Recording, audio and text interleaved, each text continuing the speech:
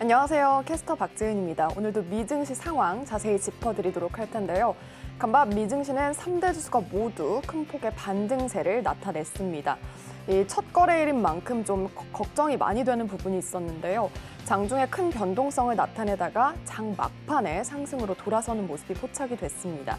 특히나 그동안 많이 밀렸던 기술주를 중심으로 반발 매수세가 유입이 되면서 선방하는 모습이 나타난 건데요.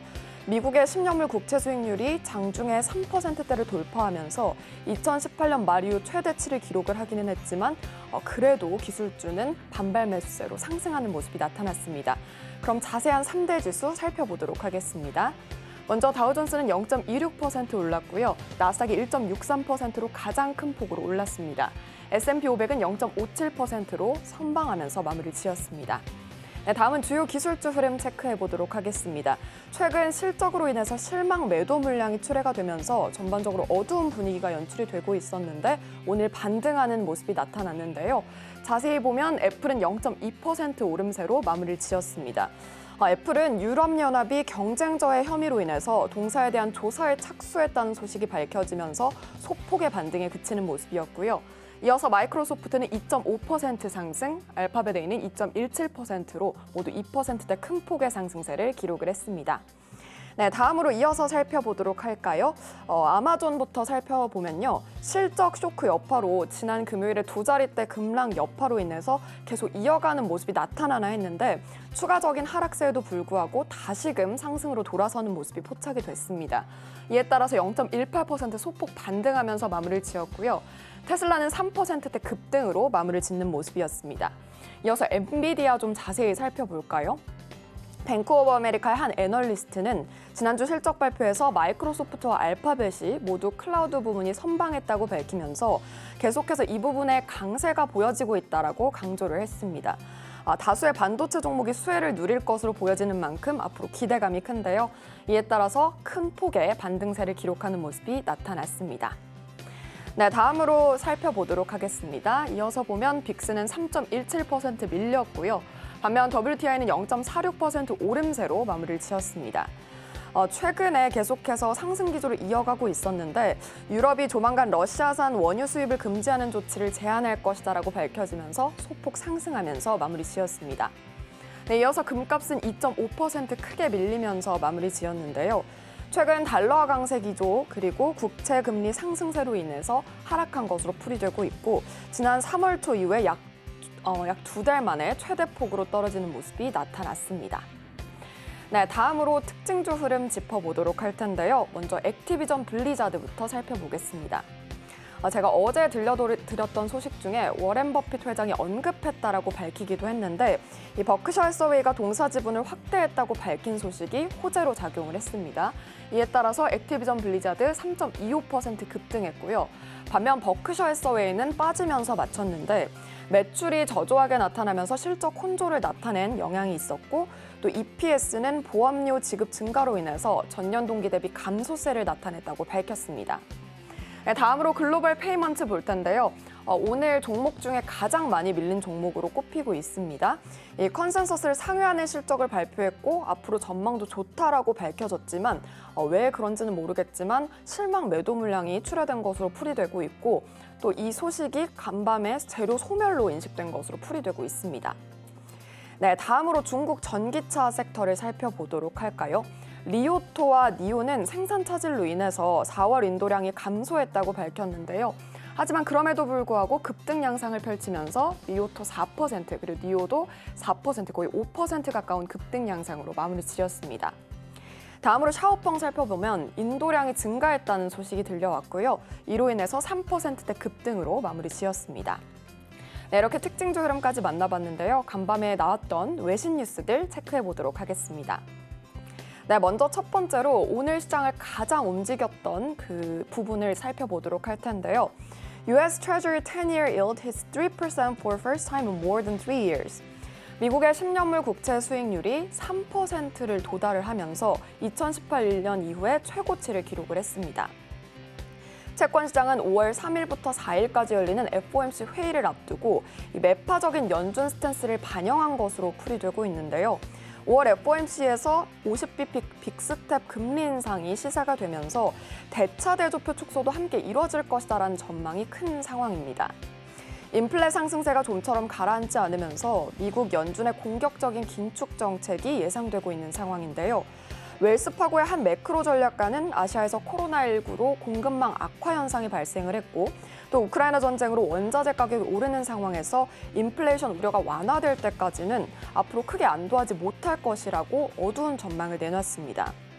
특히 이 불확실성을 언급을 하기도 했는데 심지어 연준이 상당히 긴축을 하겠다는 시그널을 줬음에도 불구하고 인플레이션 기대치를 아직 낮추지 못했다고 밝히기도 했습니다. FOMC 회의 결과 저희 서울경제TV에서 자세히 분석해드릴 예정이니까요. 저희와 함께해 주시면 좋을 것 같습니다. 네, 다음 기사 살펴보도록 하겠습니다.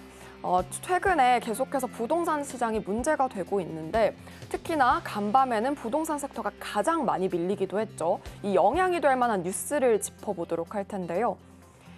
Home affordability is nearly the worst on record as mortgage rates spike. 네, 모기지 금리가 계속해서 치솟으면서 이 미국의 주택 구매력이 최악을 기록을 했다는 소식입니다. 미국의 주택담보대출 즉 모기지 금리와 주택 가격이 현 수준보다 더 오를 경우에 주택 구매력은 역대 최악의 수준으로 나빠질 것이다라는 전망이 나왔는데요. 현지 시간 2월 CNBC에 따르면 모기지 정보업체 블랙나이트는 30년 만기 고정 주택담보대출 금리는 올해 평균 5.55%에 도달을 하면서 이같이 언급을 했습니다. 미국 주택시장에서 100개 중에 95%는 현재 역사적으로 과거 주택 가격과 비교했을 때 합리적인 수준이 아니다라고 강조를 했는데요. 코로나19 팬데믹이 시작되던 시기에도 6% 수준이었지만 주택 가격이 전년 동기 대비 19.9% 상승했고 또 모기지 금리는 5%대에 도달하면서 주택 구매력은 더욱 약해지고 있습니다. 이 소식이 악재로 작용을 하면서 11개 섹터 중에 오늘 부동산 섹터가 가장 많이 밀리는 모습이 나타나기도 했는데요. 부동산 시장의 흐름도 함께 지켜보시면 좋을 것 같습니다. 네, 이어서 기사 살펴보도록 하겠습니다. 최근에 전기차 시장이 조금 어두운 전망이 나오지 않을까라는 뉴스도 나왔었는데 호재성 뉴스가 간밤에 많이 나왔습니다. 한번 체크를 해보도록 하죠. US to spend more than $3 billion on EV battery manufacturing White House. 바이든 행정부가 전기자동차 배터리 제조 자금 조달을 위해서 30억 달러 이상의 인프라 자금을 할당할 전망이라고 밝혔습니다. 이 자금은 바이든이 지난해 서명한 1조 달러 규모 인프라 법안에 포함되는 것으로 보여지고 있는데요.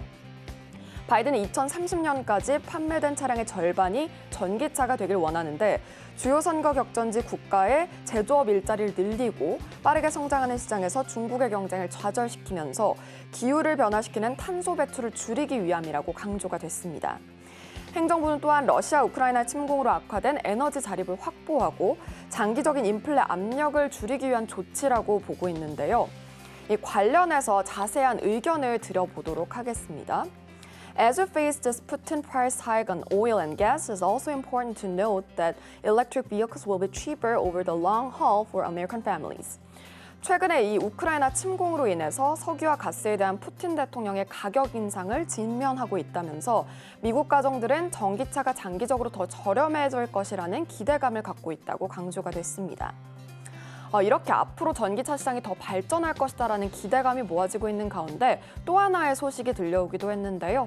Stellantis to boost EV plants with $3.6 billion investment. 스텔란티스가 앞으로 정부 투자로 인해서 전기자동차 생산을 늘리기 위해서 최대 36억 달러의 투자를 하겠다고 밝혔습니다.